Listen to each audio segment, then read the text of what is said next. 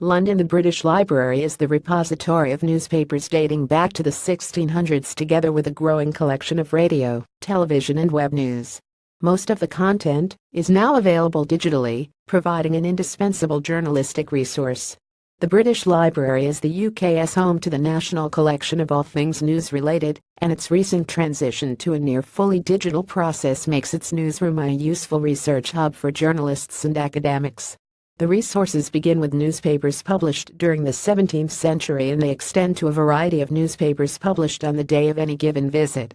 The vast majority of the collection has been digitalized or photographed into microfilm, an information screen displaying the newsroom concept to visitors. The newsroom collection boasts 34,000 different news titles from both the UK and other countries, totaling over 60 million different issues of newspapers and news periodicals. Newspaper are a mix of both national titles and regional publications.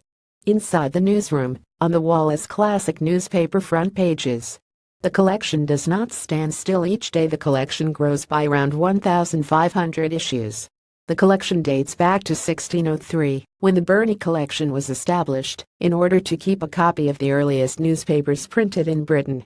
Since 1869, by law, each publisher of a newspaper has been required to submit a copy of each issue to the British Library.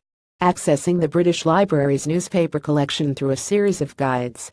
Accessing newspapers in print form from the library can be a tedious task, as this journalist can testify when he needed to spend an extensive time researching newspapers 10 years ago. Today the task is relatively fast and considerably easier.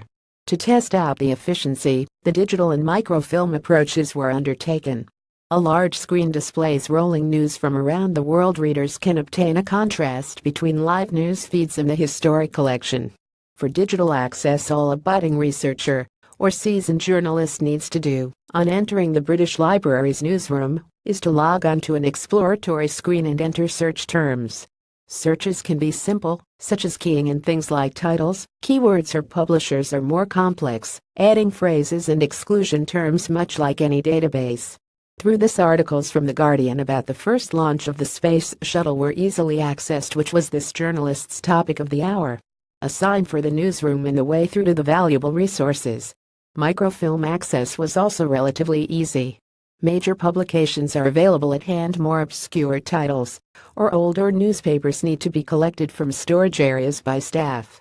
To put the microfilm to the test, copies of the Times from 1974 to view the first of the UK general elections held that year, which resulted in a minority Labour Party government, were easily accessed. Making copies using printers is also straightforward through self-service machines, although there are limitations regarding the amount of material that can be printed and the numbers of copies in relation to UK copyright law. Some of the very old newspapers are notable to be copied due to their fragility. The newsroom itself is an airy, spacious environment consisting of a breakout area. The breakout area located alongside the newsroom at the British Library in London, and the main reading room itself. People at the microfilm desks at the British Library newsroom. The newsroom is connected to the business reading rooms, which are located downstairs, and the newsroom is conveniently across the floor from the science reading room, which is where this journalist is more often found whenever a book project beckons. Close to the newsroom, the main part of the British Library concourse. In addition to newspapers, the newsroom holds a range of television and radio broadcast recordings. These only date from 2010, and there are 40,000 different programs available.